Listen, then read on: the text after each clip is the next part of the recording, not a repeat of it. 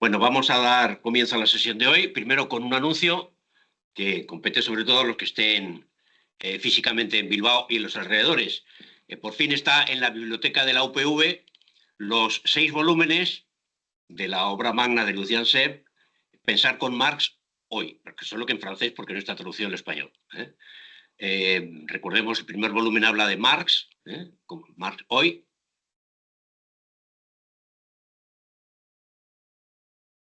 El segundo volumen es este, que es El hombre, con signo de interrogación, que es, digamos, el ayornamiento del libro que estamos leyendo. Digamos que aquí está la lectura que él hace de Vygotsky y otros autores, bueno, fundamentalmente Vygotsky, pero también otros autores, sobre todo soviéticos, que no había leído cuando escribió el libro que estamos leyendo. El tercero es la filosofía, y los últimos dos es el comunismo. El primero es un repaso a las experiencias comunistas históricamente existentes, o las más importantes, y el segundo es, pues, el comunismo del futuro, cómo tiene que ser el comunismo del siglo XXI. Son unos tochazos imponentes, solamente el del hombre tiene casi 600 páginas, 587, y, bueno, pues, el que quiera acceder a ellos, pues, lo puede ver en la biblioteca de la UPV, en Sarrico, porque es donde se han pedido. Bien, hoy, ¿dónde está compartir? Tenemos el final de un capítulo y el principio de otro.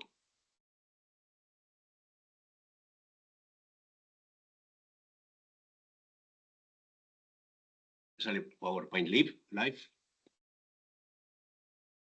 Bueno, sí, ¿no? Bien. Seb, en la parte tercera del texto, confronta su teoría, que basa, como sabemos, en dos principios fundamentales, la tesis sexta de Feuerbach y la idea de Politzer de que la esencia de la psicología está fuera de la propia psicología, para proponer la construcción de una teoría de la personalidad hoy por hoy, por lo menos en los años 60, hoy probablemente podemos decir que lo mismo, inexistente. Y en la parte tercera analiza el objeto de la psicología de la personalidad, primero confrontándola con las corrientes psicobiológicas y a continuación, que es la parte que vamos a terminar hoy, y a continuación confrontando la teoría de la personalidad con las ciencias psicosociales. La primera parte es la más crítica de la psicología realmente existente, al menos en Occidente, porque el predominio de las interpretaciones fisiológicas, biológicas, de materiales, pero en términos de la materia física y biológica del ser humano, pues son absolutamente dominantes en todo el ámbito académico y clínico de la psicología realmente existente. Recordemos que lo que nos dice Ser... Una cosa, Joaquín, has dicho que vas a abordar también lo de la movida de las... ¿cómo has dicho? La primera parte, hasta la página... la primera parte hasta las paradojas de la psicología social. Es hasta la 214. ¿Solo la fisiología? Sí. Bueno, pues he preparado el otro también. Pues la siguiente semana presentas tú esa. Pero es que solo he preparado la primera parte. ¿Cómo? No he preparado. He preparado solo el primer acápite, no el segundo. Claro. A ver, pues no sé. No, pero es que eso entra en la... Entra en esta sesión, creo que sí. No, a ver, en la 9 es hasta la 237. O sea, la sesión siguiente sería hasta la 237. Esta es hasta la 237. Vale, no, entonces has preparado las dos. 30 páginas. No. Hoy son las 18. Yo he preparado 30. La madre que lo Lo que vamos a hacer es que presentes tú. Bueno. Las 2 semanas. Digo, porque, hombre, que lo presentes hoy sin que lo hayamos leído, pues igual es un poco. Pero es que claro, vale. lo va a cortar. ¿Cómo? Bien, entonces tendría que completar las siguientes sesiones, No. toda la psicología. Sí, Toda es lo que has preparado. La siguiente sesión ¿Qué es hemos leído nosotros? Psicología de la personalidad y ciencias psicosociales hasta 237. Eso es lo que he preparado. Sí, o sea, es justo lo que has preparado. Vale, la dividimos en 2 sesiones. Sí, claro, porque estaba ¿Y las 2 las presento yo porque te voy a preparado? Sí, hombre, claro. Vale, entonces hoy solo el error del fisiológico. Claro, es una... Digo, porque igual... No hay problema, no, está así. Vale. Bien. ¿Y podréis, por favor, poner la pantalla completa? ¿Cómo se pone eso?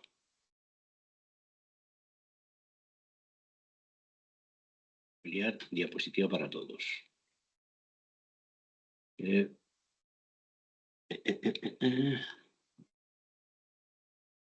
Sí, cuando he visto que había 32 diapositivas he dicho... Yo estaba pensando, me he equivocado, he leído... No, porque yo he comprobado el calendario en el Excel, Y es como, o sea, no, ahora. Está algo bien. Vuelvo otra vez igual. Igual te has basado en algún antiguo, porque en días... A ver si la hemos preparado tú y yo, sería raro. ¿Cómo se hace esto? Se termina el 13 de enero. Ya, es que... ¿No es mejor compartir desde el propio documento? Comparte pantalla, yo creo igual. Pantalla. Y voy aquí al PowerPoint. Y a iniciar presentación ahí arriba y ya está. Bien. Vale, Volvemos a empezar. Hoy vamos a ver la parte final de la confrontación que hace Sev de su interpretación de los contenidos que tiene que tener una teoría hoy por hoy inexistente de la personalidad con la psicología dominante en Occidente, en la academia y en el mundo clínico, que es una psicología cuya base material es el propio cuerpo del ser humano. Lo que se analiza como las ciencias psicobiológicas. En este punto final nos va a mostrar el factor fundamental por el cual considera que el fisiologismo, lo mismo que el materialismo predialéctico, el materialismo enciclopedista, pues es un error. Antes hay que cambiar. Recordar que Sev nos ha dicho que la naturaleza humana, el ser natural del hombre, tiene una determinación biológica, física, y una determinación histórica o social. Lo que nos ha insistido Sev es que a medida que va evolucionando la personalidad, los factores históricos sociales, las determinaciones sociales, por tanto las que son susceptibles de ser analizadas con el materialismo histórico, van predominando sobre las determinaciones físicas o biológicas. Es decir, en el nacimiento, el ser humano está claramente determinado por los componentes biológicos o físicos, pero en el momento en que empieza a construir su personalidad, progresivamente los componentes históricos y sociales van siendo predominantes. Por tanto, no deja de reconocer que es cierto que en la actividad psíquica concreta de la personalidad todo estriba en procesos que son analizables fisiológicamente. La actividad psíquica se puede analizar con procesos fisiológicamente analizables. Pero esto no es lo mismo que decir que la personalidad desarrollada se puede explicar mediante una tipología psicobiológica. Es decir, una cosa es que haya una determinación biológica, fisiológica en los procesos psíquicos, y otra cosa es que la teoría de la personalidad se pueda explicar, ni siquiera parcialmente, dice él, ni siquiera parcialmente, mediante una tipología psicobiológica. Cuando se intenta hacer eso, se cae en lo que Lucian Sev denomina el naturalismo, que en un momento habla del cerebralismo o también el genetismo, que es, ya digo, bastante común. He buscado una búsqueda rápida y me han salido pues estos artículos, que se supone que son artículos, pues uno de ellos de Caltech, es decir, el equivalente al MIT de California, la Universidad Tecnológica de California. ¿Qué dice? Pues que la superficie del cerebro revela los factores que componen la personalidad humana. ¿Qué es la personalidad? La personalidad está más allá de la taxonomía. Las investigaciones de Caltech descubren que ciertamente hay muchas determinaciones, pero ¿qué es la personalidad? ¿Dónde está en última instancia? ¿Dónde tenemos que ir a buscar la personalidad? En el cerebro.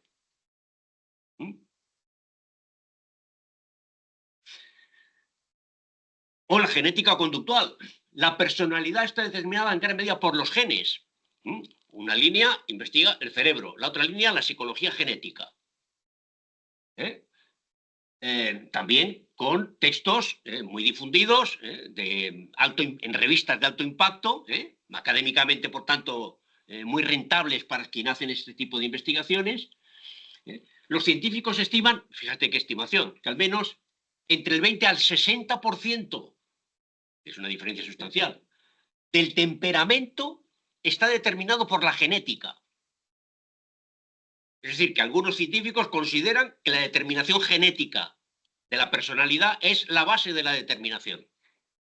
Por tanto, no estamos hablando de teorías que coexisten con otra serie de interpretaciones psicológicas, sino que son las interpretaciones hoy en día predominantes. Bien,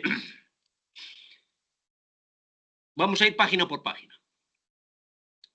En la vida de los individuos, dícese, como la de las formaciones sociales, el punto de partida natural, biológico, es algo muy distinto de la base real de la totalidad desarrollada, por el hecho mismo de que la formación de la totalidad consiste en la inversión de las relaciones entre lo natural y lo social, en la transformación progresiva de los datos naturales en resultados históricos.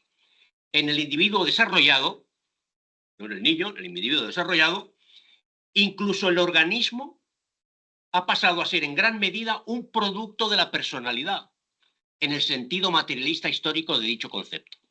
Es decir, no es que haya una determinación física sobre la personalidad del adulto, sino que en la formación de la personalidad lo histórico-social predomina hasta el punto que determina las muchas características del propio organismo vivo, del individuo concreto. Por eso, dice, es un error determinar la estructura de la personalidad a partir de la base biológica del individuo, sea el cerebro, o sea los genes, y también, esto lo va a desarrollar más en el siguiente capítulo, no solamente una teoría biológica es una teoría limitada y errónea si pretende ser presentarse como una interpretación completa de la teoría de la personalidad, sino incluso incorporando los elementos históricos sociales, elaborar una teoría de base biológica, pero que incorpore la determinación social como un anexo en la formación de la personalidad, también forma parte de un error bastante común en la psicología hoy en día. No solamente el cerebrismo y el genetismo, sino dice que incluso la psicología histórica, en la medida en que busca una base biológica sobre la que construir al individuo histórico, pero ya lo veremos en la semana que viene, también cae en el mismo error del naturalismo. Y para ilustrar esta situación, pues en el caso concreto del fisiologismo, hace referencia a un psicólogo que tuvo cierta importancia en los años 50 y 60, luego fue muy criticado. Podríamos decir que hoy en día, pues, aunque se sigue argumentando en la línea que argumentaba William Sheldon, pues realmente ya son teorías que están un poco obsoletas, incluso para la psicología burguesa hoy en día dominante. Pero en el pensamiento popular sigue teniendo mucha influencia. Este señor lo que decía y el libro que analiza Seb es el de las variedades del temperamento, una psicología de las diferencias constitucionales, del año 42, lo que decía es que la forma del cuerpo, y dice hay tres arquetipos fundamentales, el ectomorfo, el mesomorfo y el endomorfo, pues expresan tres tipos de personalidad que podríamos clasificar en una tipología básica. Y coincide mucho con muchas opiniones populares. Por ejemplo, si una persona es gorda, endomorfo, pues tiende a ser más tranquilo, más reposado. Si uno es mesomorfo, cuerpo atlético, pues funciona más, responde más a los cambios en las situaciones. Y si uno es ectomorfo, pues tiende, con un cuerpo de este tipo, pues tiende a ser más paranoico, en fin, ese tipo de cuestiones. No es la frenología propia del nazismo, que decía que la forma del cerebro, de la cabeza, asociado a las razas, pues determina distintos tipos de personas y de seres humanos. No llega a ese nivel, pero digamos es una especie de frenología democrática o pasada por por el lavado de cara de la psicología norteamericana de preguerra y de posguerra. Esto es un auténtico disparate, todas las citas que nos presenta de Sheldon, pues no hace falta ser un gran experto en psicología para darse cuenta que dice, como dice Lucian Seb, es un auténtico disparate, y dice en la página 200 algo que me parece relevante no solo para la psicología. Hay una tendencia en los últimos años de hacer pasar incluso este tipo de somatología como interpretación básica de los tipos psicológicos bajo la forma de la matematización. Es decir, se formaliza un modelo de análisis y como tiene matemáticas, pues ya parece que es científico. Esta frase de Seb creo que es importante. La matematización de la psicología, como de cualquier ciencia, si bien es indudablemente a partir de cierto umbral de formación de sus bases, una necesidad y algo así como la culminación de su paso a la edad adulta, no es en cambio por debajo de ese umbral, es decir, cuando la ciencia no ha llegado a un determinado nivel de desarrollo y de despliegue de su capacidad cognitiva o de conocimiento de la realidad, por debajo de ese umbral, recurrir a la matematización no es sino la coartada vulgar, la alucinación de una disciplina que ni siquiera logra elaborar en forma conveniente sus órganos fundamentales. Esto que dice para la psicología creo que es perfectamente aplicable a la matemática o a los intentos de matematizar la historia. Tusell y algunos otros en España pues también se han orientado en esa línea, o la matematización de la sociología, que también existe. En el arte no sé si se ha entrado a la matemática ya o todavía no. Por debajo de ese umbral es una coartada de hacer pasar por científico lo que no es sino auténticos disparates verbales. Aún admitiendo que mediante trabajos como el de Sheldon, suponiendo que fuera posible lograr alguna comprensión de la forma, del estilo individual de ciertos aspectos de la conducta, cosa que dice que de cualquier manera exigiría otro rigor teórico que pueda alcanzar Sheldon. Pero suponiendo que alguien con mayor capacidad analítica que Sheldon fuera capaz de encontrar que la forma aporta alguna información, no cabe duda de que jamás podrá decirnos nada sobre el contenido real de la vida personal, ni por consiguiente sobre sus estructuras esenciales y su lógica interna de desarrollo. Lo que quiero poder comprender, y este es el proyecto de Seb, dicho una vez más, lo que quiero poder comprender sobre la base de una psicología de la personalidad digna de ese nombre es lo que el hombre hace de su vida y a la vez lo que su vida hace de él. Tal psicología debe situarse resueltamente en otro plano que no sea el ofrecido por los semanarios ilustrados, que es el nivel al que sitúa él a la psicología de Sheldon. Porque lo fundamental, lo plantea en la página 201, ¿qué es lo fundamental de una teoría de la personalidad? La cuestión decisiva, lo que hay que analizar, y analizarlo científicamente, es lo que el individuo hace en todos los campos de la vida humana real. El económico, el social, el político, el cultural, familiar, etc. Y plantea algunas preguntas de lo que él considera fundamental, preguntas fundamentales a las que tiene que responder una teoría de la personalidad científicamente desarrollada. ¿Es un trabajador productivo o un parásito social? ¿Sus vínculos con los demás hombres están o no dominados por formas sociales alienadas de relaciones?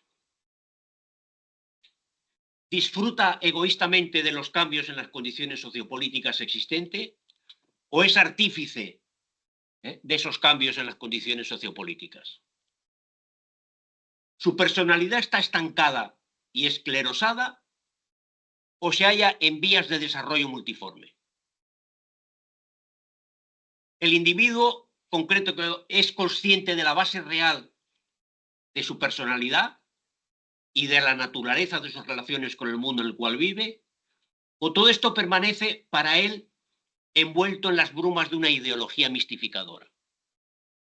Dice, estos y otros interrogantes son los que, junto con muchas otras cosas del mismo orden, llegan al fondo del sentido objetivo de la vida de una persona, de un hombre.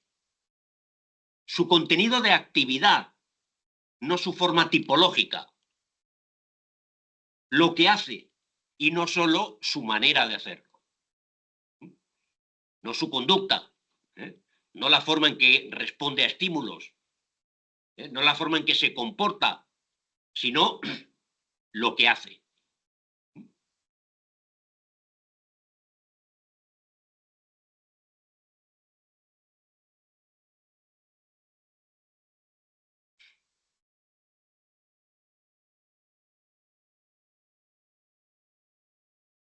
La psicología de la personalidad, repitámoslo, merecerá de veras ese nombre cuando sea, en cuanto dependa de ella, instrumento para la completa expansión de todas las personalidades. Completa en la medida en que una etapa determinada de desarrollo de las fuerzas productivas, de las relaciones sociales y de la cultura, lo permita efectivamente a cada individuo. Recordemos que anteriormente se nos había dicho que lo que hoy se considera como individuos extraordinarios, personas especialmente dotadas, habría que contemplarlos desde una teoría científica de la personalidad como la personalidad que el actual nivel de desarrollo de las fuerzas productivas permite para todas y cada una de las individualidades que no tengan pues alguna tara natural. Y las personalidades limitadas, las personalidades, como dice, esclerosadas y estancadas de la inmensa mayor parte de la población, no es la norma, o mejor dicho, es esa norma de personalidad social, de distribución de los dones, entre comillas, es realmente el resultado de que el nivel de desarrollo de las fuerzas productivas se realiza en una sociedad jerarquizada, en la que predomina la explotación, la mistificación, la enajenación, la alienación, dice él, y el fetichismo de la mercancía. Por tanto, lo que está planteándose, diciendo que la teoría de la personalidad tiene que ser el instrumento para la completa expansión de todas las personalidades, no solamente conocer, sino también para actuar. Es un planteamiento que, salvando las diferencias, pues podemos llamar gramsciano, praxeológico. Él dice, es un proyecto político, porque ese instrumento, en la medida en que quiere actuar sobre la realidad de las personalidades, liberándolas y desarrollándolas en su máxima capacidad, encuentra que solamente con el socialismo científico, con un humanismo científico, es posible llevarlo a término. Frente a esto, dice, lo que predomina en la psicología de forma casi abrumadora, casi total, es un proyecto conservador. Él no utiliza ese término, pero lo digo, lo cita al final de la página 202. Lo que desde el comienzo es disfrazado como datos biológicos, es decir, la personalidad depende de la herencia genética, como hablaba de un psicólogo que decía, no, es que los músicos que más se han expandido, pues tienen una tradición familiar musical. Él pone otra serie de ejemplos de otros grandes músicos que no es así. No, es que hay una tradición genética o una especial configuración de los lóbulos frontales que hace que determinadas personas estén especialmente dotados para la música, para el arte, para la ciencia, para lo que sea. Dice, no, lo que se disfraza como datos biológicos es el conjunto de los efectos que obra sobre los individuos un sistema social identificado con una naturaleza inmutable. Relacionar la personalidad con un temperamento concebido como su base biológica significa entonces que no se sabe o no se quiere emprender el estudio crítico de su base sociohistórica real.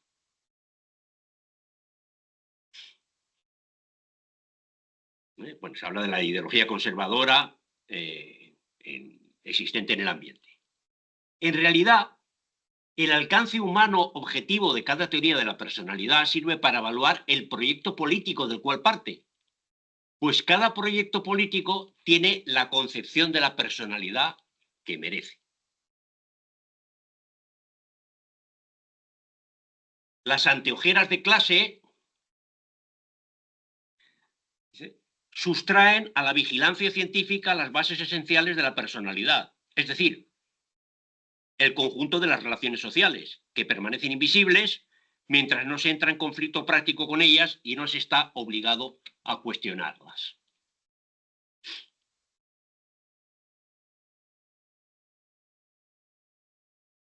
Una teoría de la personalidad se condena a sí misma cuando declina toda relación con lo que constituye para cada hombre y para la sociedad en su conjunto lo más vital que existe en la vida humana. Y cuando lo rechaza, implícitamente o no, hacia la sociología, el estudio de las mentalidades o incluso la filosofía o la literatura, como si en suma el contenido de una vida no fuera más que un accidente contingente de la personalidad. Pero a fin de comprender de qué manera puede la teoría de la personalidad tomar ese contenido como objeto esencial, es necesario pasar por la ciencia de las relaciones sociales. ¿Y cuál es la ciencia de las relaciones sociales? El marxismo. Por eso en psicología cuesta tan caro ignorar el marxismo, o aunque sea conocerlo de manera demasiado superficial.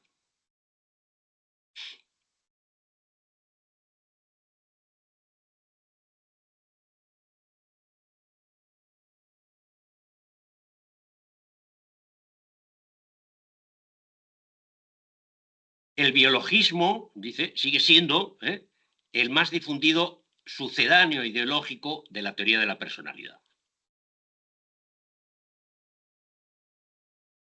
El biologismo y el fisiologismo son errores fundamentales en materia de teoría de la personalidad. Existen sin duda estructuras biológicas en la formación del individuo, pero no son la base de la personalidad desarrollada, sino que por el contrario, las estructuras biológicas de los individuos son cada vez más, a medida que se va desarrollando la personalidad, un producto de la propia personalidad. Bueno, aquí, para entender esto, obviamente hay que recurrir al materialismo histórico. Y por un símil, plantear que, como error teórico, la biología es la base de la personalidad desarrollada, es como plantear que la geografía es la base de las sociedades humanas.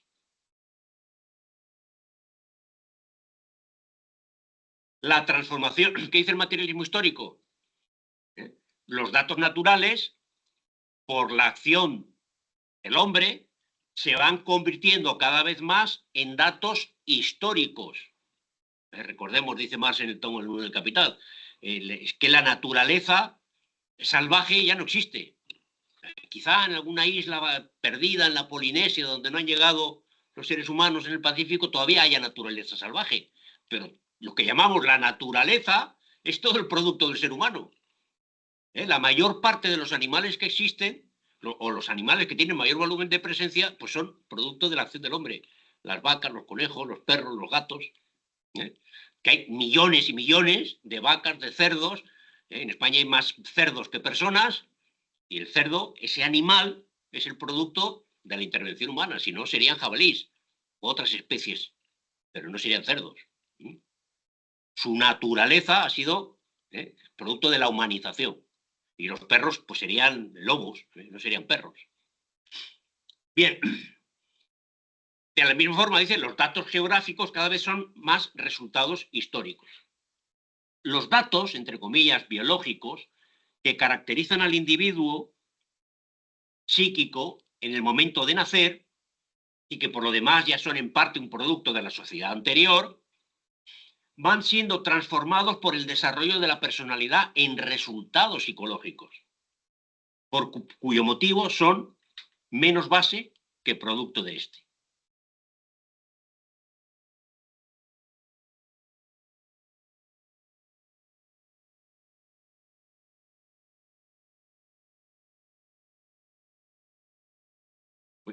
A ver. Bien. A continuación,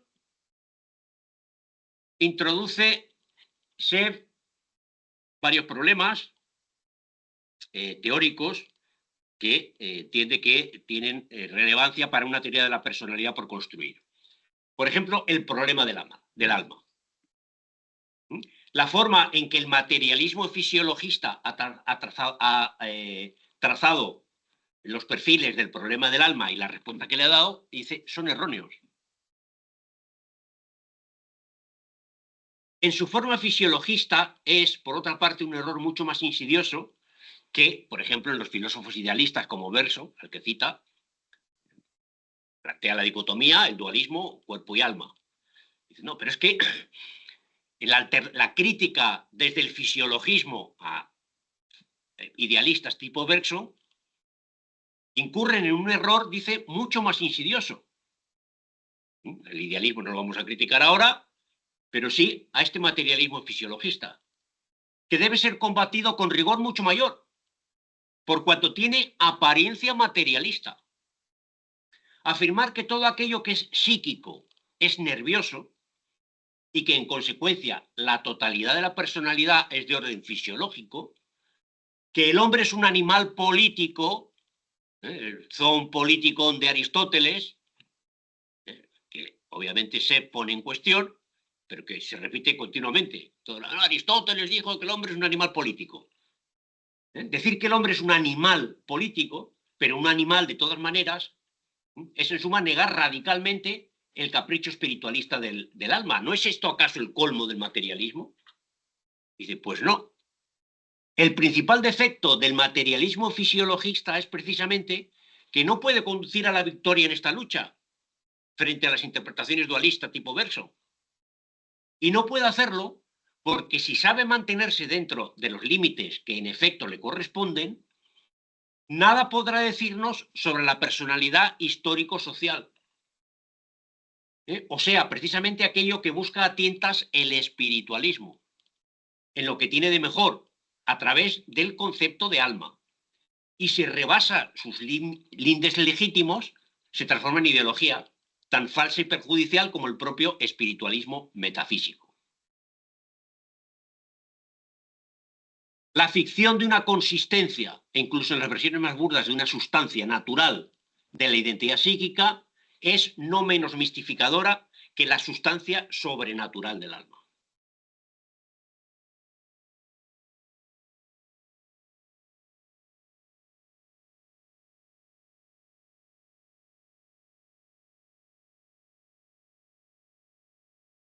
El materialismo histórico nos justifica es sobre la base del materialismo histórico que se justifica la afirmación anterior. El materialismo histórico ha permitido descubrir la existencia de un psiquismo exento de cuerpo orgánico, o con mayor exactitud, que las fronteras reales del psiquismo exceden sobremanera de las fronteras del organismo físico natural. No solo se debe admitir la existencia de ese vasto y diverso cuerpo inorgánico del hombre, sino que, precisamente, lo que requiere explicación es la ilusión opuesta, conforme a la cual el cuerpo humano, en cuanto a soporte de la personalidad, se reduciría al organismo. Y aquí está la cita, que en español está en Locke Unrisen, en el tomo primero, página 449. Esta es la versión de la traducción al español de la edición francesa, y al lado tenemos la versión del siglo XXI. Lo que necesita explicación o es resultado de un proceso histórico no es la unidad del hombre viviente y actuante, por un lado, con las condiciones inorgánicas naturales de su metabolismo con la naturaleza por el otro, y por lo tanto su apropiación de la naturaleza, sino la separación entre estas condiciones inorgánicas de la existencia humana y esta existencia activa. Una separación que por primera vez es puesta plenamente, una separación que, dice Marx, que por primera vez es puesta plenamente en la relación entre trabajo asalariado y capital. En la relación de esclavitud y servidumbre, esta separación no tiene lugar, sino que una parte de la sociedad es tratada por la otra precisamente como mera condición inorgánica y natural de la reproducción de esta otra parte. Bueno, hay diferencias en la traducción, pero creo que básicamente vienen a decir lo mismo. Hay un psiquismo exento de cuerpo inorgánico, hay una realidad del ser humano claramente inorgánica, que es el resultado de la relación social.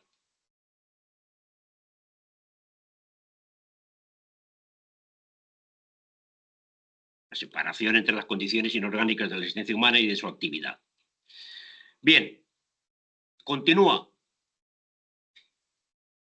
En una sociedad desarrollada, la mayoría de los actos humanos no siguen su curso de acuerdo con un circuito meramente individual. Al contrario, una parte más o menos grande de su trayecto pasa por circuitos sociales a menudo muy alejados de la realidad inmediata de la acción concreta del individuo. Y dice, la inmensidad del rodeo entre el punto de partida de la acción de un individuo y el regreso de ésta a él explica la inconsistencia fundamental espontánea del individuo en cuanto a las bases reales de su personalidad.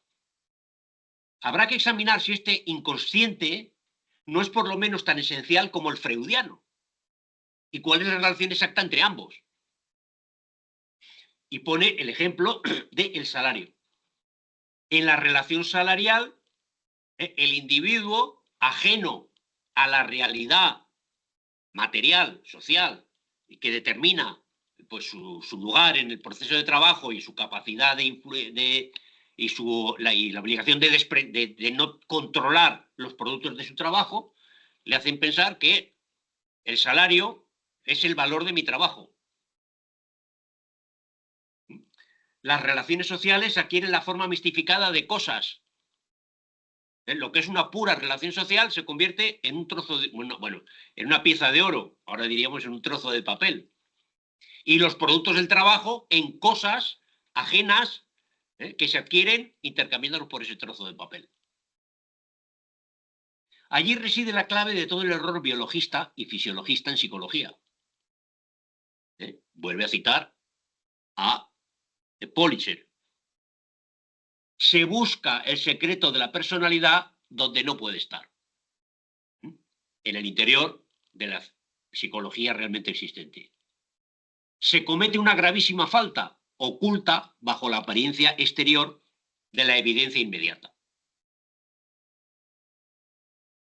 Y aquí tenemos la única cita de Vygotsky, que es indirecta, porque, ya digo, él mismo lo dice, que cuando escribió este libro no había leído todavía a Vygotsky, pero sí había leído el artículo de Luria, donde aparece la siguiente cita. Luria, como sabemos, pues es discípulo de Vygotsky. Aquí tenemos primero a Luria y luego a Vygotsky. No hay ninguna posibilidad de hallar el origen del acto libre en las alturas del espíritu o en las profundidades del cerebro. El intento idealista de los fenomenólogos está tan desahuciado como el intento positivo de los naturalistas. Para descubrir el origen del acto libre hay que salir de los límites del organismo, y no para entrar en la esfera íntima del espíritu, sino en las formas objetivas de la vida social. El origen de la conciencia y de la libertad humana deben ser buscados en la historia social de la humanidad. Para hallar el alma es preciso perderla. Cita de Vygotsky, aquí lo cita bastante más. Después de Marx y del mismo, es más citado en esta nueva versión, digamos, de la teoría de la personalidad más avanzada.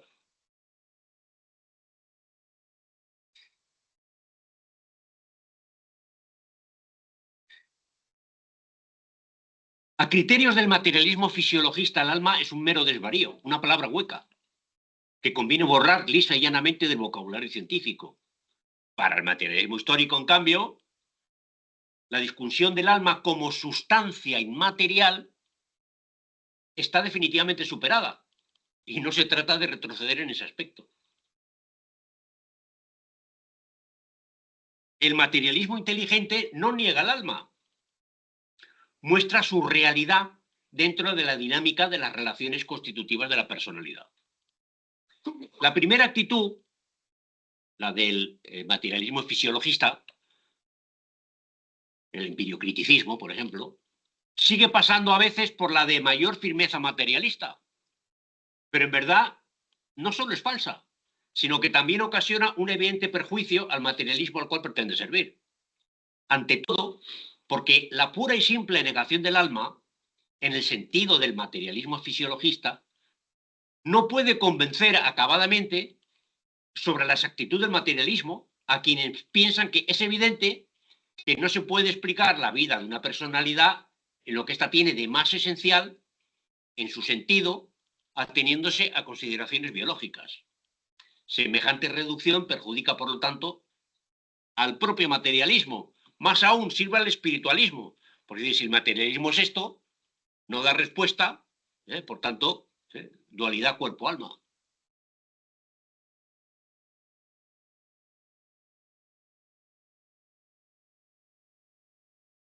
Y cita a Jean Suret Canal.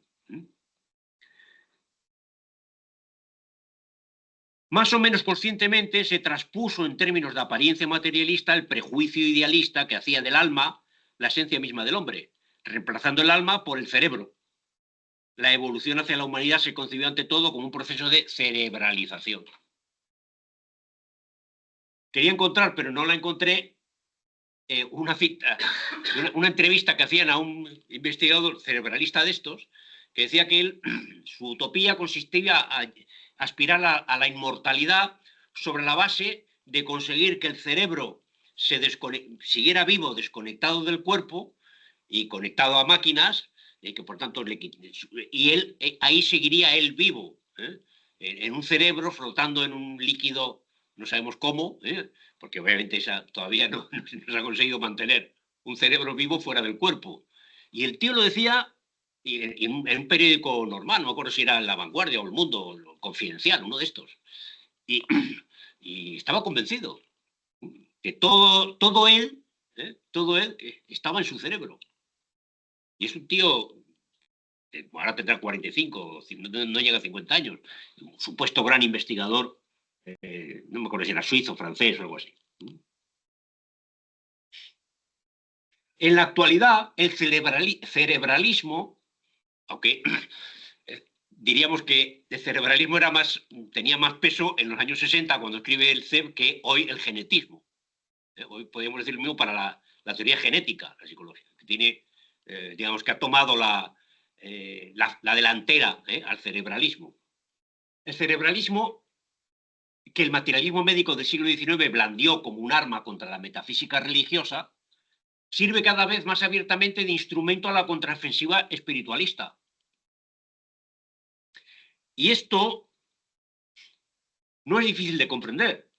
Cuanto más se reduce la explicación científica materialista del psiquismo y la personalidad a una explicación por medio del cerebro, y cuanto más irreductibles se muestran aquellos a una simple explicación materialista y científica, tanto más la insatisfacción causada por este tipo de enfoque, visiblemente limitado, alienta la reivindicación de un suplemento de alma. Un suplemento de alma.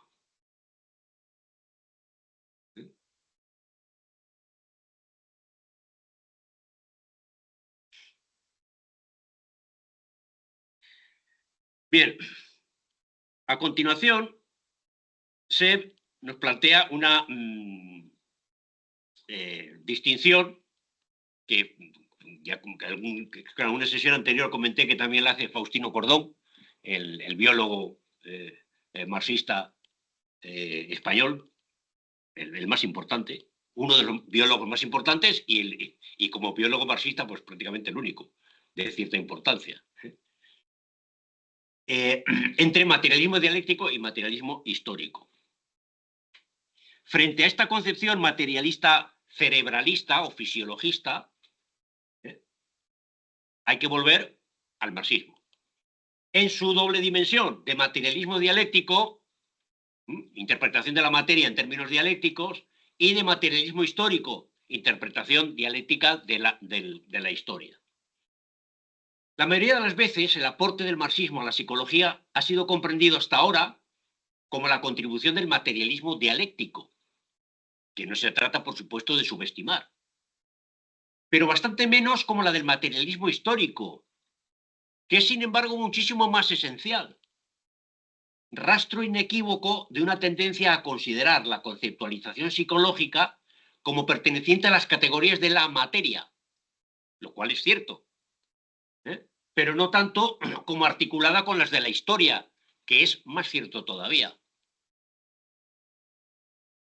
De ahí que el Capital, que es donde Marx despliega en el análisis de las categorías de la economía política y de la comprensión de las relaciones sociales bajo el capitalismo, los principios del materialismo histórico, pues desde el punto de vista metodológico es fundamental, no solo para el análisis de las relaciones económicas, sino para todas las ciencias sociales, incluida la psicología. Con una interpretación, dice, bueno, referencia a lo primero, dice, se han depositado a menudo esperanzas desproporcionadas en la fisiología pavloviana. Pavlov pues tiene su importancia, pero una importancia en su campo, limitada, que no nos permite construir una teoría de la personalidad como tal. Aplicando el materialismo histórico, es que se entiende lo que Seb analizó en el artículo que ya distribuimos sobre que los dones es un mito. Los dones son un mito. Creer en la ideología de los dones implica considerar los datos biológicos iniciales como auténtica y permanente infraestructura de la personalidad, a la cual las relaciones sociales solo agregan superestructuras socializadas, lo cual implica el mismo error de fondo que, por ejemplo, el punto de vista geopolítico en relación con el materialismo histórico. El estudio de las condiciones en que nace el alma, en cuanto concepto humano, podría indicarnos a la vez de qué está hecha verdaderamente.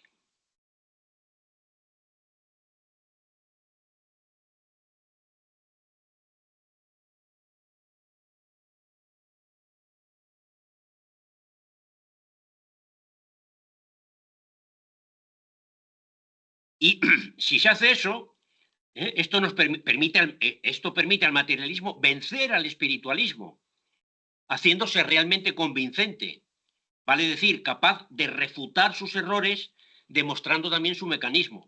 Y no solo eso, sino responder mejor que el propio espiritualismo a lo que pueda haber de justo en la tesis de la inmaterialidad del alma, que es la irreductibilidad, de la dinámica de las relaciones constitutivas de la personalidad a su base fisiológica. Bueno, pues hasta ahí es la presentación de estas pocas páginas que yo francamente tenía notado que había que entrar también en el principio del siguiente capítulo, pero bueno.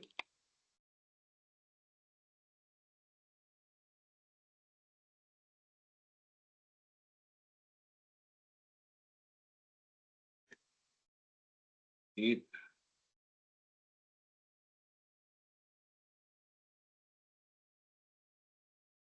bueno, pues como siempre, si hay alguna pregunta sobre las páginas que hemos leído hoy, algún interrogante, algo que no se haya comprendido, tanto en el texto como en la explicación.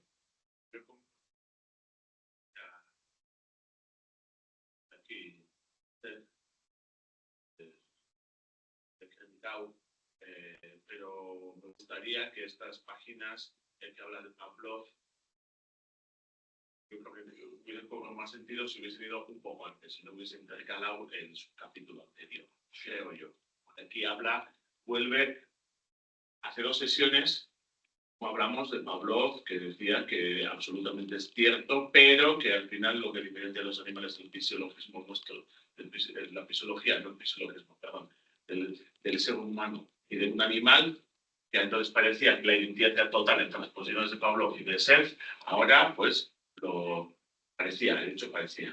Ahora lo matiza más y bueno, pues porque al final un animal no tiene relaciones sociales como tiene. Un animal no es un politicón, que no es el hombre político exactamente, sino es el hombre, el animal político, es el animal social. En griego antiguo, politicón es de la polis, y no se diferencia tanto la sociedad semánticamente la sociedad de la política. Político es lo que pertenece a la polis en griego antiguo. Nos llamamos con idioticón, que es el idiota significa en griego antiguo el aislado. Por eso cuando Marx critica la idiocia de los campesinos no les está llamando tontos, está diciendo que viven en comunidades aisladas.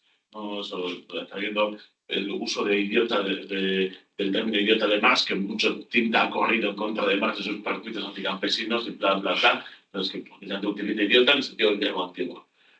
Bueno, a mí me hubiese gustado que hubiese intercalado entonces. Lo que pasa es que quiero una aclaración. Cuando se refiere al alma, Seth, ¿a qué se refiere concretamente? ¿O cómo lo llamaríais vosotras? Pues. En la presentación estaba puesto. Me ha extrañado un poco el uso del término alma por parte de Seth y no de otro término, digamos, más materialista, entre comillas. Pero yo creo que lo hace un poco para provocar los conceptos del idealismo, que es lo que está en ese momento tanto criticando como comprendiendo el momento de verdad, y utiliza su terminología, por así decirlo, para decir, bueno, efectivamente, aquí en la problemática respecto al alma existe un núcleo racional, que creo que utiliza la palabra esa, núcleo racional. Creo que por analogía a lo que Marx dice sobre el núcleo racional de la dialéctica de Hegel, existe un núcleo racional en esa problemática, pero, o sea, yo creo que él da por hecho, y yo entiendo, que no se refiere al alma, evidentemente. O sea, que se refiere al conjunto de las relaciones sociales humanas. A la idea del alma, ¿no? A la conciencia, a las relaciones sociales condensadas en nuestra conciencia, ¿a qué se refiere? Algo que distinga al ser humano del animal. Es decir, algo que no es propiamente fruto del cuerpo y de los instintos, sino que va más allá de esos instintos naturales a los que responden los animales. ¿Y qué es eso? Bueno, pues eso es el conjunto de relaciones sociales, ¿entiendes? Que es lo que denomina en la página 207 un psiquismo exento de cuerpo orgánico. O sea, el psiquismo no está condicionado, no está únicamente en el cerebro, en los genes, en el cuerpo, sino también hay un psiquismo exento de cuerpo orgánico, que es el que se constituye con las relaciones sociales. Una personalidad distinta a la de... O sea, porque hay una realidad de la persona, de cada una de las personas, que no es física, no es física, es real, pero no es material. Como el valor. Por ejemplo. Un psiquismo exento de cuerpo orgánico. Es a lo que él denomina, bueno, en forma provocativa, el alma, el espíritu, Y aquí dice, no hace referencia a la dinámica de las relaciones no fisiológicas que animan una persona.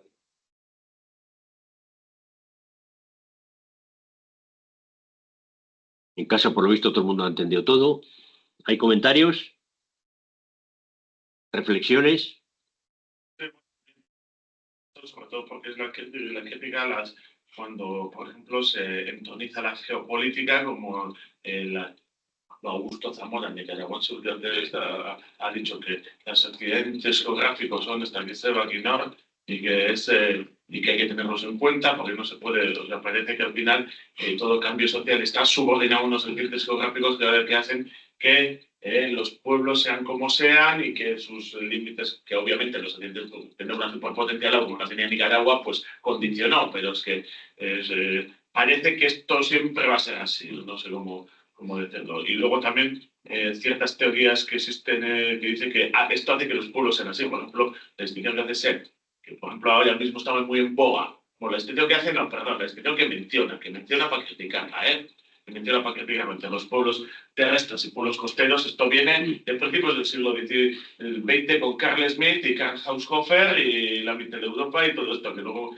por un lado, lo han cogido los geopolíticos británicos, Mackinder y Mahan y todos estos países. Nosotros somos los liberales, somos los demócratas, y por otro lado lo cogen los conservadores continentales, tanto alemanes como rusos y mi compañero. Nosotros somos la comunidad, somos los valores, somos la comunidad orgánica enraizada, y vosotros sois pueblos sin alma, los pueblos costeros. Que por cierto también tiene una traslación en el Estado español.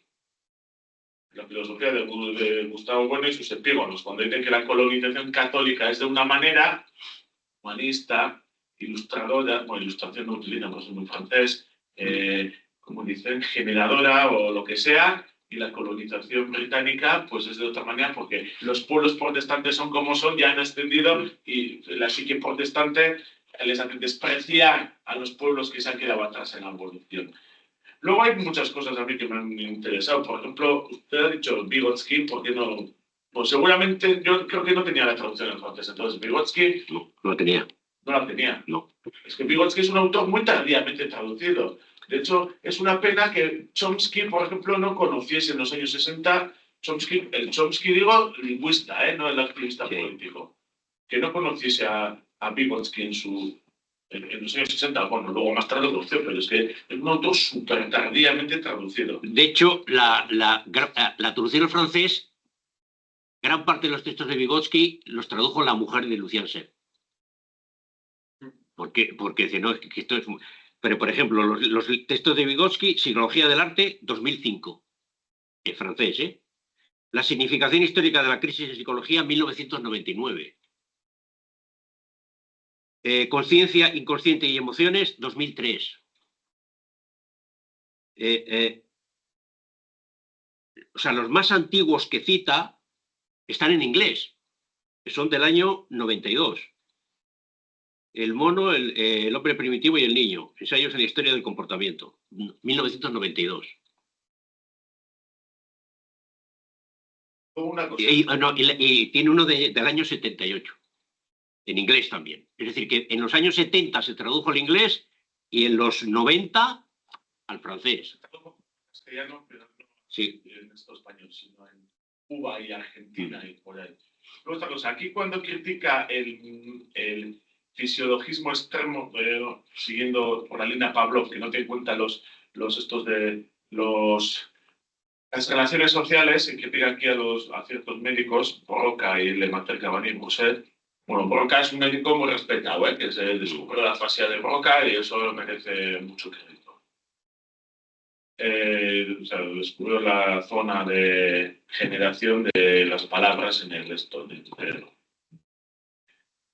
Vosotros y vosotras emparejaríais ese no fisiologismo, esa fisiología extrema cerebral, no fisiologismo, cuidado, no fisiología con el materialismo vulgar. Materialismo vulgar no para insultar, sino el materialismo premarxista de Feuerbach, etc. Yo lo asociaría con al materialismo de Mach y de Axelrod. a Marx lo critica Lenin, ¿no? Materialismo y al empiriocriticismo. El empiriocriticismo no es idealismo, es una corriente materialista, pero de materialismo, eso, fisicalista, como el neopositivismo hoy, también muy presente como metodología en toda la academia, ¿no?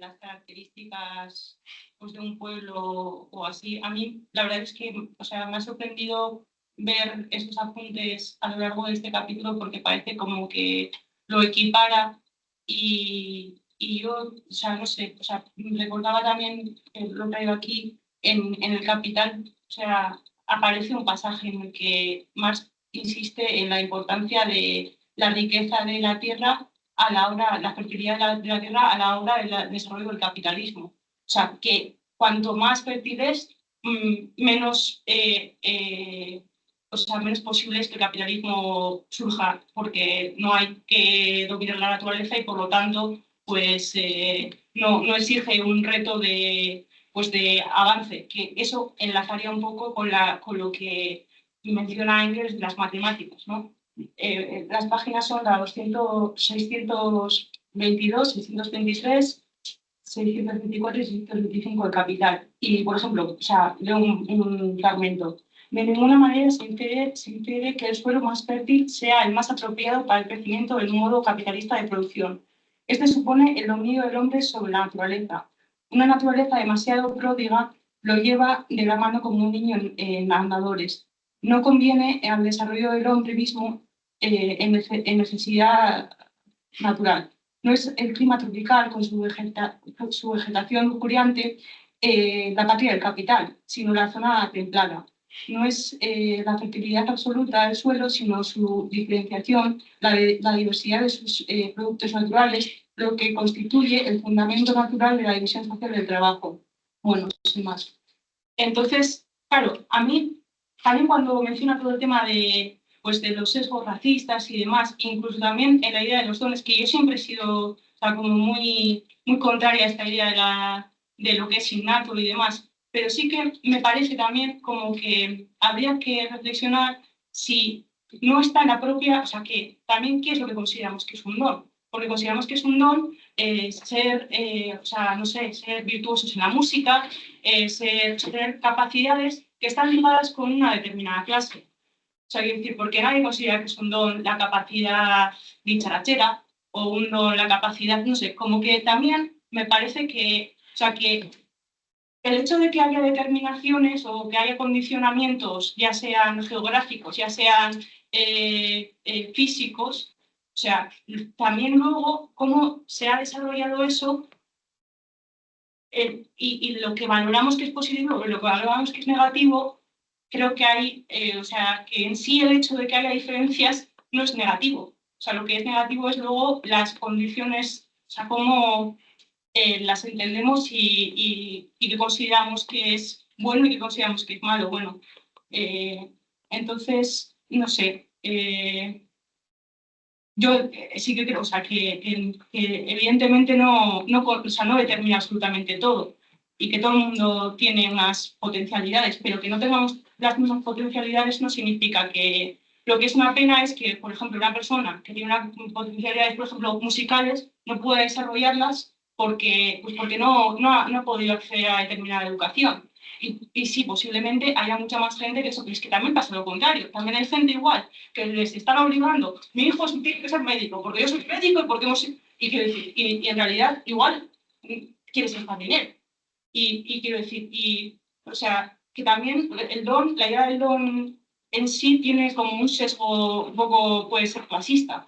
Y en relación a esto hay un texto de Natalia Ginzburg, que es la madre del historiador, que es Las pequeñas virtudes, y hace, bueno, ella era antifascista, no era comunista, pero era antifascista, y hace referencia pues eso, a esas virtudes pues que no se enseñan porque pero sin embargo que se consideran que son las más importantes.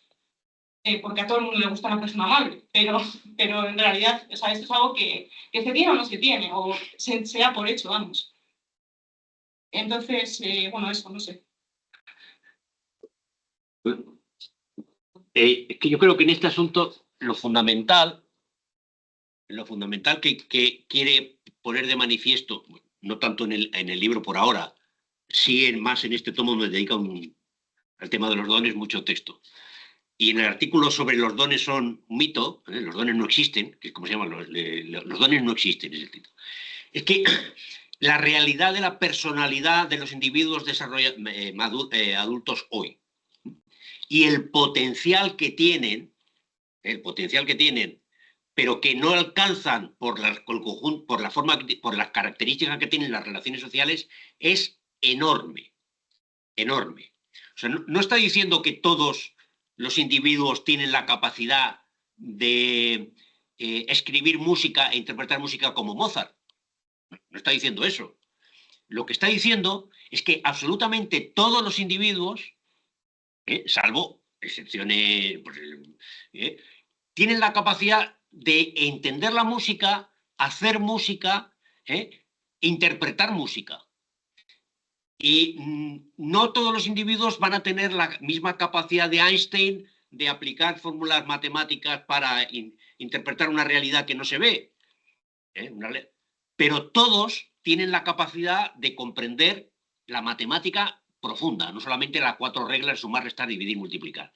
Y si los individuos no alcanzan ese nivel es porque estamos en una sociedad de clases donde predomina la alienación, dice Sepp, y donde predomina el pauperismo. Por eso insiste en el tema de que la tendencia al pauperismo no hay que verlo únicamente en términos de andrajos y de comer solo pan y pollo una vez al mes y que ahora la gente puede comer pollo todos los días. No. La tendencia al pauperismo es la persona el nivel de desarrollo que permite la sociedad capitalista a la mayoría de las personas, que está muy por debajo, pero muy, muy por debajo de su nivel potencial real, bajo otras relaciones sociales. ¿Cuál es el nivel potencial real con el nivel de desarrollo de las fuerzas productivas en una sociedad socialista? Pues el de los que hoy llamamos personas excepcionales, tanto en el tema ético, matemático, filosófico, artístico o los que sean. Y ese es el potencial. El nivel de desarrollo hoy permite ese potencial. Hoy no hay un único Piero de la Francesca, hay un montón en el mundo. Un montón, hay muchos. Hay muchos. ¿Por qué? Porque el desarrollo de las fuerzas productivas permite que haya pues 100 veces más, o 200 o 300 que en el siglo XII o el siglo XIII. Mucho más.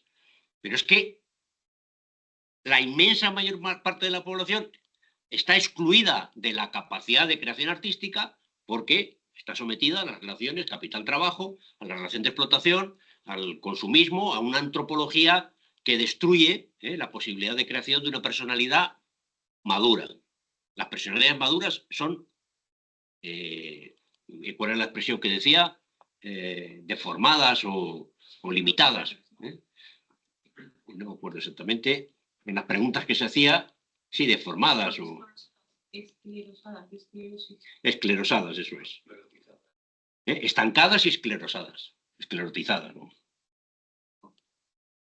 Y aquí han pedido la palabra ahí. Luego, si soy yo. ¿Cómo quito esto?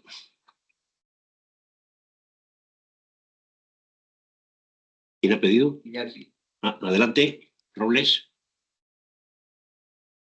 Hola, ¿se me oye? Sí. Nada, pues así como comentario, la verdad es que respecto quizá a otras, lo que digamos llevamos leído del texto, en este me he sentido como más metido, digamos, dentro del planteamiento que quiere hacer Luis Ansef y y que empiezo, digamos, de alguna manera a comprender de un modo mejor la pertinencia y toda la importancia que tiene, sobre todo, toda esta crítica que, como tú señalabas, Joaquín, ha saltado del cerebralismo de su tiempo a esta suerte de genetismo actual que sigue sobreviviendo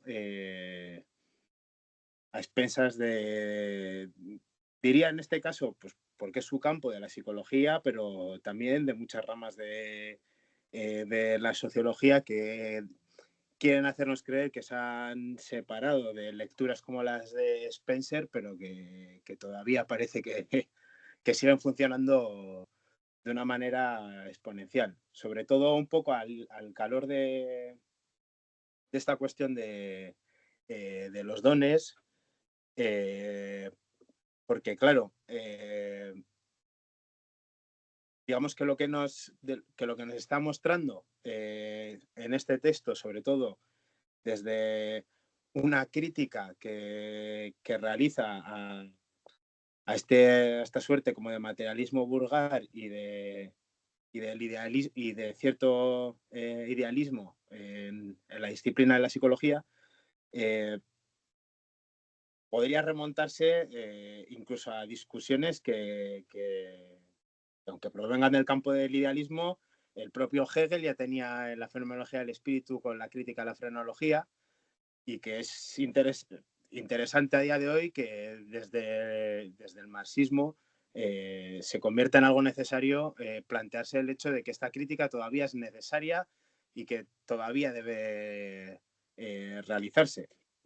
Con todas, digamos, las distinciones y separaciones teóricas que se pueda tener entre una y otra, ¿no?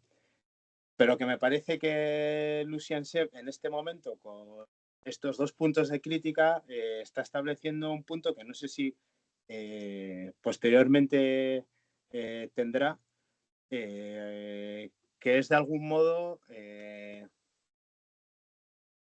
no sé si decirlo así, pero establecer esta relación dialéctica entre lo que tiene que ver con un campo que es el de las estructuras biológicas, pero conectado con todas las relaciones históricas y sociales sobre las cuales, digamos, con las cuales se va configurando, ¿no? Hay una parte que no sé exactamente qué página es, porque bueno, lo estoy leyendo desde el libro este en francés, pero que me parecía interesante un punto en el que él señala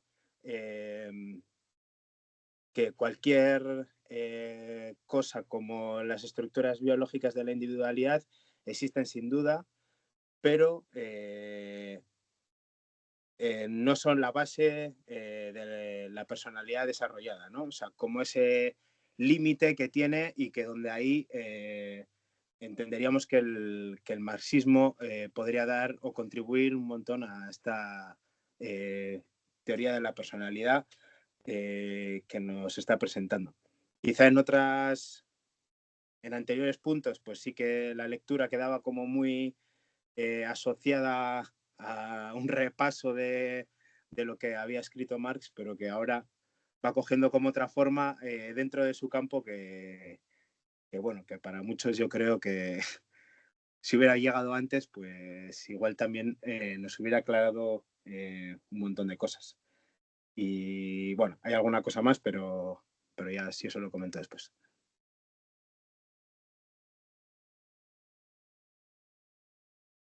Adrián. Vale. Tenemos el micro puesto. Sí. Vale, yo respecto a la cuestión de la geografía, la cita del capital, que, o sea, yo no sé si lo he entendido así, pero sí que me ha parecido como que me parece haber una contradicción entre lo que puede decir aquí Sef, en la que el dato geográfico es algo absolutamente secundario, y lo que parece plantear ahí en el Capital Marx. Yo primero, partiendo de Sef, diría una cosa que creo que para el marxismo es fundamental, y es lo que ha dicho de la inversión entre lo natural y lo social a medida que se desarrolla la humanidad. O sea, no se trata solo en cuanto a las edades niño-adulto, esa transición desde una especie de yo natural a un yo social. O sea, al principio, digamos que esos impulsos del niño son más naturales y no responden a estímulos sociales de manera tan clara como parece decir aquí Seth, que no sé si realmente es así, porque también entiendo que dentro de la psicología del niño existen estímulos sociales y se han tenido en cuenta. Pero bueno, con la personalidad adulta se desarrolla esto. Y como eso, además yo creo que vimos algo similar en Rosenthal, a lo largo de la historia, por así decirlo, en miniatura también se aplica lo mismo. Es decir, como al principio de la historia, el ser humano, una vez que se distingue el reino animal, a pesar de caracterizarse por las relaciones sociales, tiende a subordinarse a relaciones naturales y a estructurarse en sí mismo también en torno a relaciones naturales, por ejemplo, como la familia, y cómo posteriormente, a medida que desarrolla sus fuerzas productivas y genera un mundo social interno, humano, va, digamos, perdiendo importancia y relevancia el aspecto natural respecto al social. Es decir, todas las relaciones que el ser humano genera son estrictamente cada vez más sociales. Eso se ve claramente en el paso de las sociedades precapitalistas al capitalismo, donde realmente lo que rige el destino de la humanidad no es una relación propiamente natural, no es una estructuración jerárquica en función de la familia, por ejemplo, sino algo tan social y tan poco fisiológico y natural como es el valor. Entonces, en ese sentido, claro, el clima, si al principio fue un factor esencial probablemente para determinar qué pueblos iban a civilizaar y cuáles no, ¿no? Al principio, en el caso de Mesopotamia, precisamente por las riquezas que tenía, que disponía, el clima, en mi opinión, o la geografía va perdiendo esa importancia. Y yo creo que esa cita del Capital, o sea yo no me la tomaría muy en serio, sinceramente. O sea, no me la tomaría en serio, no haría teoría de ahí.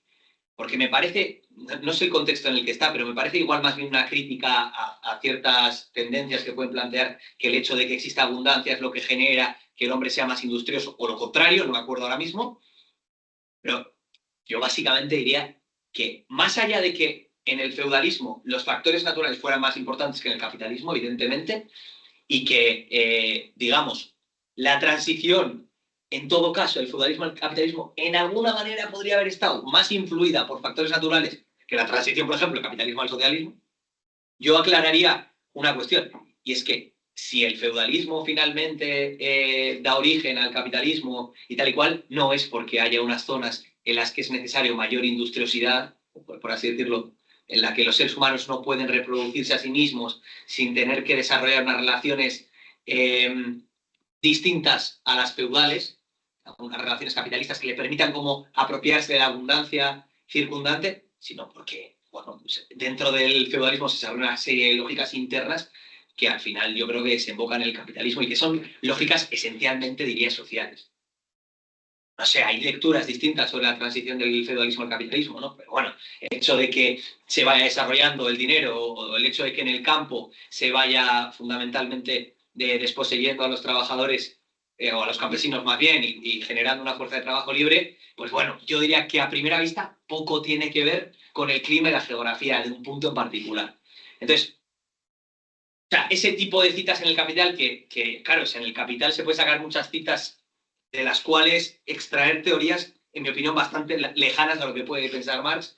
Yo, o sea, los tomaría un poquito con calzador, o sea, decirlas con calzador, no con pinzas, las cogería un poco con pinzas, en este caso. Yo creo que aquí está claro que la posición de Seth es la acertada y que también es la posición del marxismo. De Marx también, a pesar de que en algunas citas puede expresarse de otra manera. Entonces, bueno, pues esos datos, bueno, hoy en día el capitalismo es evidente que esos datos geográficos son procesados por la relación que es la relación del capital. Y luego, bueno, sin más, unos comentarios así rapidillos, si puede ser, sobre el texto. A mí me ha parecido muy interesante la relación entre el materialismo mecanicista o premarxista y el idealismo, es decir, que son como dos caras de la misma moneda, es decir, como una de ellas, al ser incapaz de comprender los determinantes sociales, termina por derivar de alguna manera en el misticismo, ¿no? Es decir, el hecho de que el materialismo mecanicista, por ejemplo, atribuyera todo al clima o etcétera, eso no daba cuenta de ciertas características sociales de los seres humanos. Entonces, lo que hacía como reacción el idealismo es decir, bueno, esto tiene que ver con el alma, etcétera. Y que esto además se puede rastrear en los propios materialistas mecanicistas o materialistas premarxistas como Feuerbach, que en sí mismos también guardan o contienen un alma idealista, que es, ahora mismo no me acuerdo la cita, pero yo creo que es en la ideología alemana, en el que Marx le reconoce efectivamente ese materialismo, es decir, quien crea a Dios es el hombre, pero al mismo tiempo, al suprimir la historia, precisamente por eso yo creo que aquí Seth habla del materialismo histórico como la base y no el materialismo dialéctico. Es decir, yo creo que aquí lo que dice Seth básicamente es, bueno, el materialismo dialéctico efectivamente pone el foco en categorías generales del desarrollo de la materia, pero lo que hay que tener en cuenta no son las categorías generales del desarrollo de la materia, sino de la materia social, concretamente de la humanidad. Por eso el materialismo histórico. Bueno, pues Feuerbach, como pierde de vista esto, lo que hace es, bueno, bien, pues llego a un punto en el que me he estancado y digo, no sé qué es el hombre, ¿no? Porque, bueno, sí, el hombre es quien crea a Dios, pero ¿qué es el hombre? Bueno, no tengo el materialismo histórico, no tengo las relaciones sociales como la base del hombre, entonces, ¿a dónde me remito? Bueno, pues a características, pues prácticamente, no suprasociales, porque no lo es, pero a características que podríamos tildar de idealistas, como puede ser, bueno, pues el amor, la solidaridad, etcétera, ¿no? Y como esa relación entre, bueno, un materialismo que no concibe las relaciones sociales y una tendencia a descarrilar hacia el idealismo. Y luego me parece interesante, ya para terminar, la mención que le hace a Levi Strauss. Yo no he leído a Strauss, sí que he leído sobre Strauss un poco, no me acuerdo porque fue hace tiempo, pero me parece interesante porque esta idea del postestructuralismo y tal igual, ¿no? El estructuralismo del postestructuralismo, por así decirlo, pero bueno, el estructuralismo en este caso, en el cual parece que hay una serie de estructuras inconscientes que moldean a la hora de combinarse y que dan como resultado una determinada forma social, un determinado modo de producción, una determinada estructura social. En el fondo, si rascas y empiezas a rascar en ellos, no son sino formas puramente mecanicistas y fisiologistas. Es decir, aquí lo dice, ¿no? Dice, el cerebralismo aparece en obras como las de Strauss, según la cual, la página 213 creo, las estructuras que sostienen todas las manifestaciones de cultura tendrían origen en las leyes universales del espíritu humano explicables por la estructura del cerebro. Es decir, lo que está haciendo aquí es trazar una analogía, Strauss, entre las estructuras cerebrales y las estructuras humanas.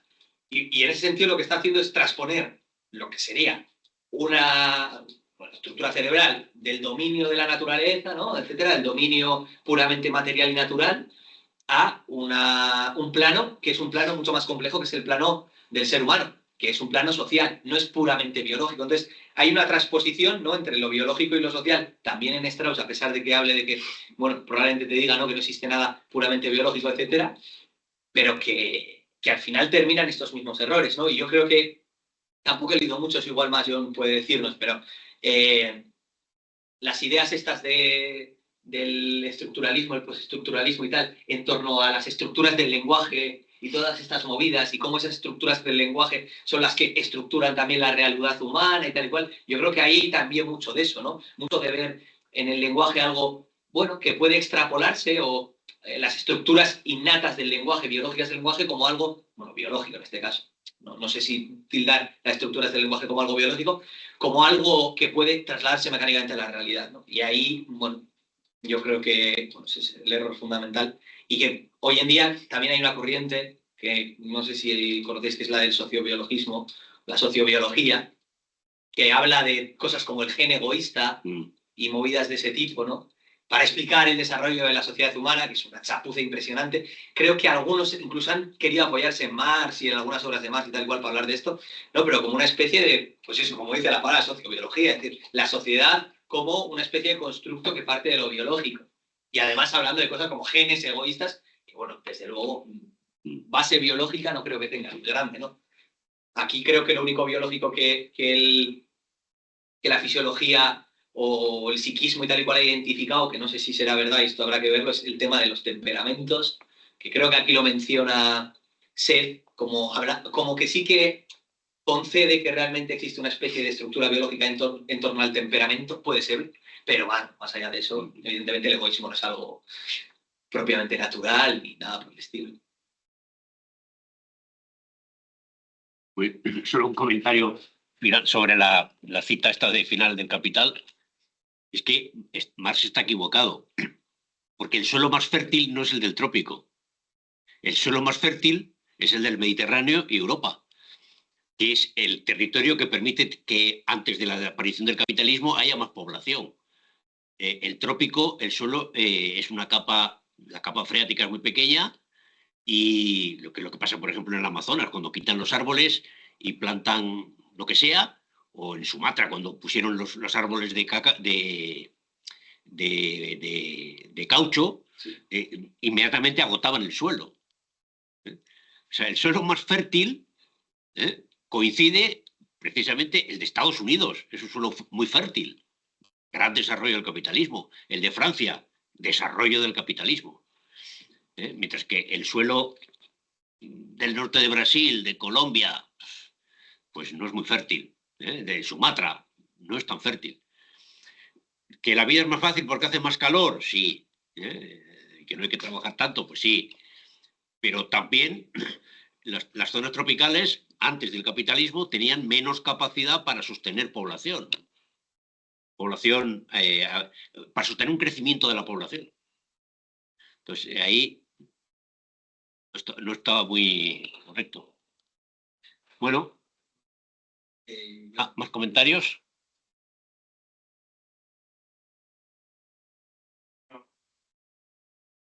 Sheldon, que dice,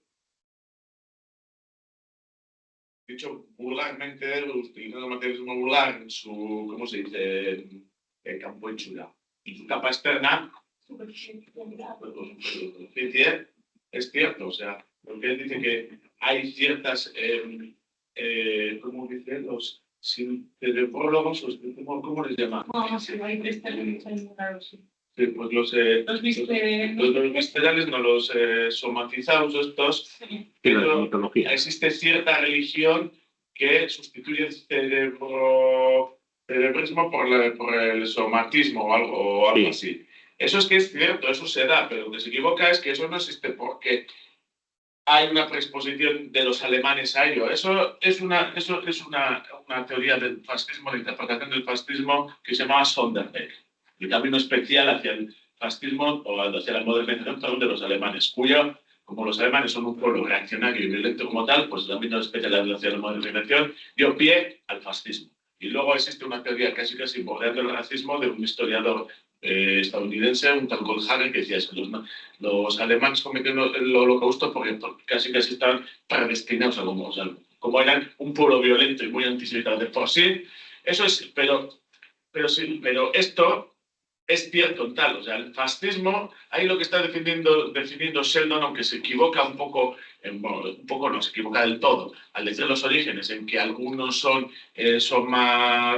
somatizantes y otros son cerebrizantes o algo así, lo que dice en la base es cierto, el fascismo se da porque es una sustitución tanto de la democracia burguesa, de los ideales de la democracia burguesa, tanto de los ideales de la religión o una nueva religión. Mussolini lo llamó la afición al combate que aquí dice Sheldon y que le pone a ciertos algunos alguna gente de esta. Eso existió en el fascismo. Mussolini decía que él lo que buscaba era una trincherocracia, que no buscaba, que la burguesía era un estado de ánimo, que no era una relación económica, no era una relación económica condensada en una clase social, sino que era un estado de ánimo.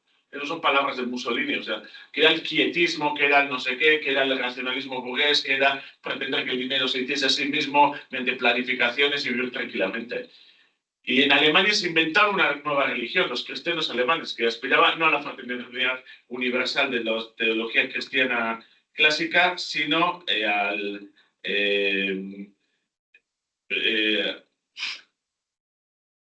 somatónicos, sino totalmente somatónica, que aspiraba, los somatónicos no dice Sheldon, sino que aspiraba a la superioridad, al perfeccionamiento de la raza, y entonces era una religión, así se llamaba, el Deutsche Christen, los alemanes. Entonces, lo que ocurre es que Sheldon no ve esto en unas relaciones sociales. ¿Qué permite esto? Permite las relaciones sociales que llevan al fascismo, no que exista gente que es somatónica de por sí, o que exista gente que los alemanes sean así de por sí porque así les ha hecho la naturaleza. Luego quería comentar una cosa. De hecho, precisamente eso llevó a cierta polémica con Luria en la Unión Soviética en el año 1971, cuando Luria hizo unos experimentos en Uzbekistán. ¿Con? En Uzbekistán, con los uzbecos de allí.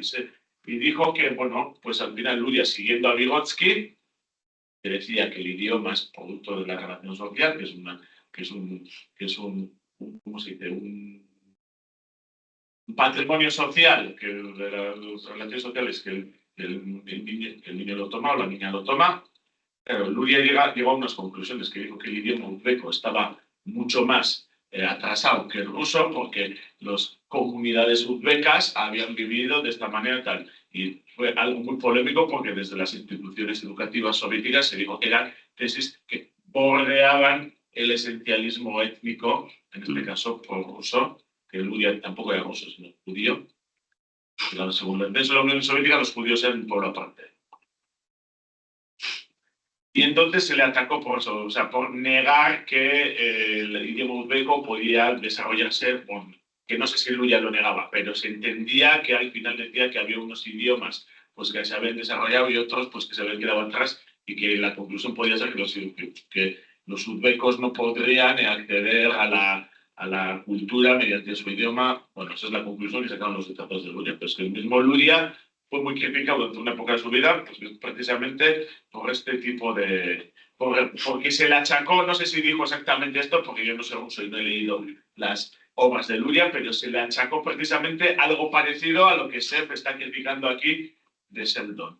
Y luego lo que habéis comentado de músicos y estos, que si los niños y los músicos van a ser, es que eso precisamente es una relación social. Si un niño está expuesto en su casa a la música, bueno, tú has dicho que igual pues Pileto decía, ¿no? La privatización de los dones, que muchas veces el don de algunos y los privilegiados, esto y quién sabe qué democratizar, pues vale, de acuerdo, pues sin entrar en ello. Un niño, si estás expuesto mucho más a la música, realmente es que esto es producto de algo que, bueno, pues unas posibilidades que han tenido sus padres de acceder a la música y que eso trasladan al niño. Existe un concepto, el sociólogo marxista francés, bastante polémico, pero bueno, yo creo que se inscribe en el campo del marxismo, que es Pierre Bourdieu. Pero Bourdieu, en los años 70, hablaba del hábitus de las relaciones sociales que se condensan en el capital cultural y capital económico, o el capital cultural y capital social, perdón, que son producto del capital económico.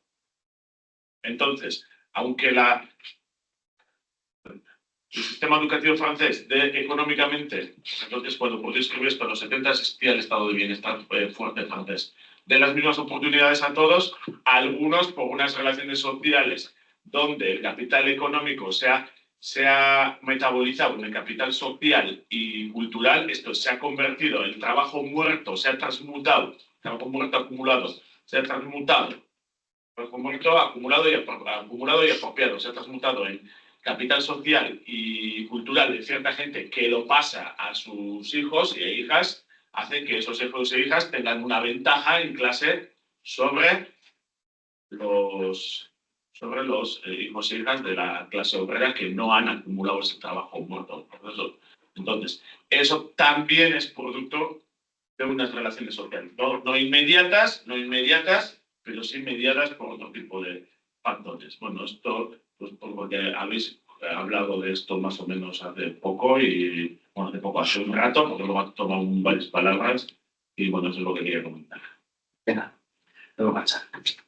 Bien. Por cierto que Bourdieu es uno de los más citados también en el nuevo libro de Sef, además de Vygotsky. Cosa que en este libro lo cita. Bueno, porque en el 69 Bourdieu era muy joven en aquella época. No había escrito todavía. Bueno, ¿alguien quiere comentar alguna otra cuestión? Iñaki. No, una cosa rápida. Un al hilo de un comentario que ha hecho Adrián sobre el estructuralismo. Sí, también había apuntado la importancia que tiene esto aquí, pero sobre todo para una cosa que creo que es buena parte de lo que está poniendo sobre la mesa en la propuesta SER, que es esta idea que Lévi-Strauss en el libro del pensamiento salvaje llama como que los estructuralistas se autodenominan estetas, como, diciéndolo así de una manera un poco rápida y resumida, su teoría al buscar estructuras son una negación de la historia porque todo es estructura. Y como todo es estructura y está en todo lugar del mundo, ¿para qué necesitamos la historia?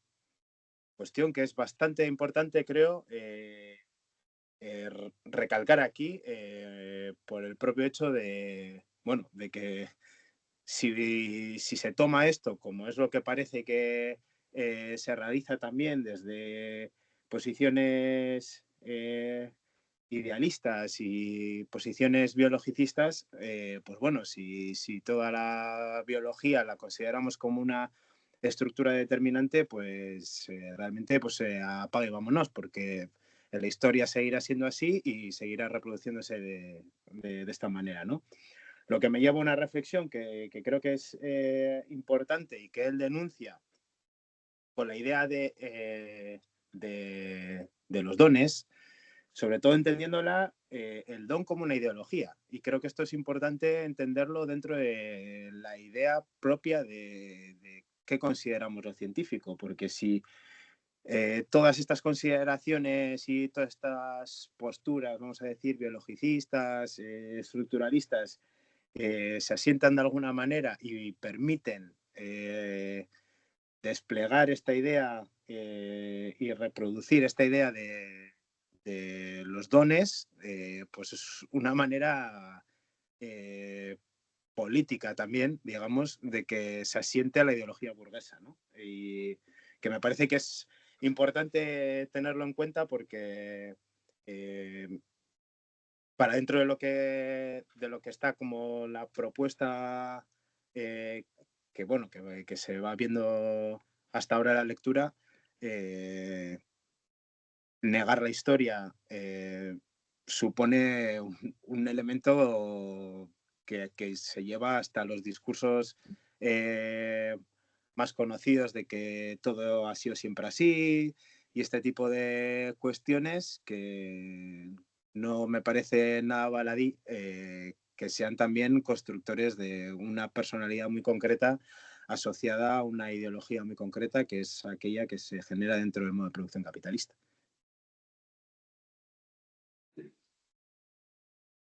Bueno, pues si no hay más aportaciones, terminamos aquí. La próxima semana vuelvo a presentar ya que lo había preparado, donde vamos a empezar viendo cómo se confronta con esa parte de la psicología que sí incorpora de alguna forma la dimensión social, la dimensión histórica, pero de una forma que se nos va a decir que no tampoco es la correcta, porque lo hace de forma subordinada y demás. Bueno, pues entonces la semana siguiente seguimos. Hasta dentro de 7 días. Muy bien. Eskerrik asko. Por Agur.